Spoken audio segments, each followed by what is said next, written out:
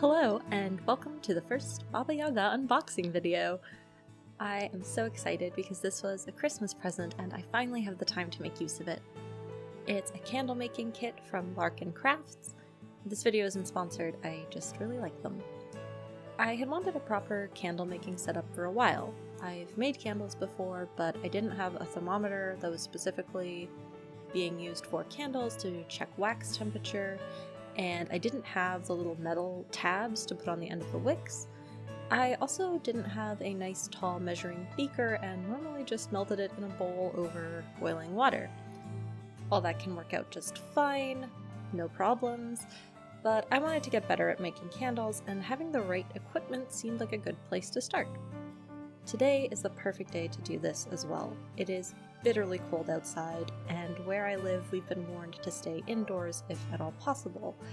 A friend of mine went out for groceries this morning and her top and bottom eyelashes froze together during the walk.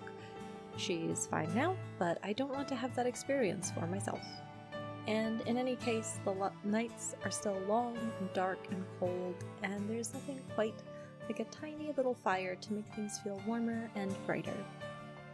I have everything I need now.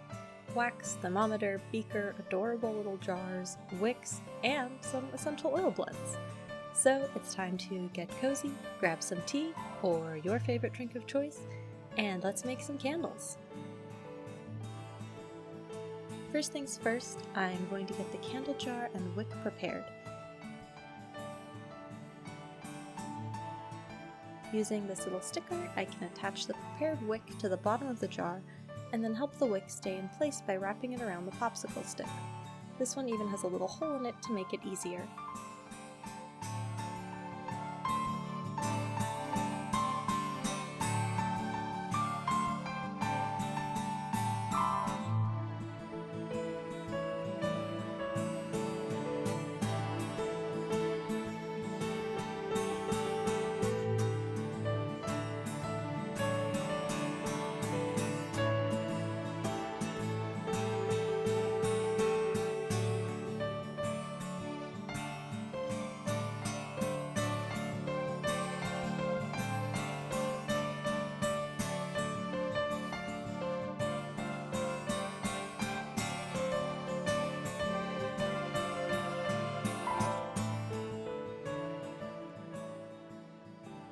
Now it's time to melt the wax. To start, we'll need some boiling water. A water bath is the best way to get even but gentle heat. I'll go ahead and let that water sit for a bit, and with the magic of video, it'll be boiling soon. And voila! The water is heated and it's time to melt the wax. The wax I am using is a blend of soy wax and beeswax. Candles, as we know them, have existed for at least 2,500 years. Prior to the candle, people used oil lamps, which held a little wick that rested in a container of liquid oil. For a long time, that was the standard, especially in places where olive oil was cheap and readily accessible. However, by around 500 BC, Romans began making dipped candles from tallow. The idea spread, and European candles of antiquity were made from all kinds of natural fats, tallows, and waxes. In ancient Rome, candles were mostly made of tallow due to the cost of beeswax. During the Middle Ages, tallow candles were still commonly used. Tallow is the rendered fat from beef and mutton, and the candles made from it produced a smoky flame that would leave residue. By comparison, beeswax burns clean and bright, and had the added bonus of smelling like honey. Beeswax candles remained expensive throughout the Middle Ages and were a status symbol to use in your home. They were, however, widely used in church ceremonies in the pre-modern era. It would give a nice smell to the church and keep all the painted walls and stained glass clean because there wouldn't be burning smoke. I am using a blend of soy and beeswax here. By the 13th century, candle making had become a guild craft in England and France. The candle makers, called chandlers, that's where we get words like chandelier from, would go from house to house making candles from the kitchen fats saved for that purpose, or they would make and sell their own candles from small candle shops. In the 18th and 19th centuries, spermaceti, a waxy substance produced by the sperm whale, was used to produce a better candle that burned longer, brighter, and did not give off the smell that tallow sometimes could. Other oils began to be experimented with in the 18th century, such as canola oil, that could be turned into cheaper substitutes and cheaper candle options. By the mid-19th century, chandlers were by and large going out of business and home candle making became less common because candle making had been industrialized and mass-produced along with many other household products.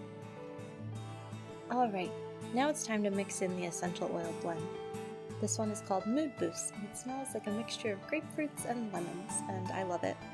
I'm going to stir continuously to make sure the scent is evenly distributed in the wax. While pouring the hot wax into the jar, I keep the stream along the probe of the thermometer. This helps prevent splashes and keeps the stream even. Once all the wax is in, the candle will need to cure for 48 hours to make sure it is completely set.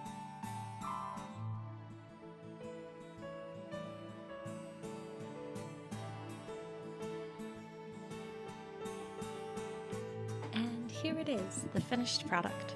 The candle is all set and ready to be lit for the first time. I've trimmed the wick to be 1/4 of an inch long for safety and even burning, and it smells so good already. Now, historically, the point of candles was to shed light in the darkness, and it wouldn't have made sense to pour all this wax into an opaque jar. Plus, glass was very, very expensive until recently, so candles would have been made by dipping them. However, I don't think I'm quite ready to venture into dipped candles just yet, but I think this was a nice little craft for me to do on a cold day. And the point of my candle isn't to light my whole home in the depths of winter, but rather to just give off a nice cozy glow and some cheerful mood-boosting scents. And I think it's doing a great job of that. Until next time!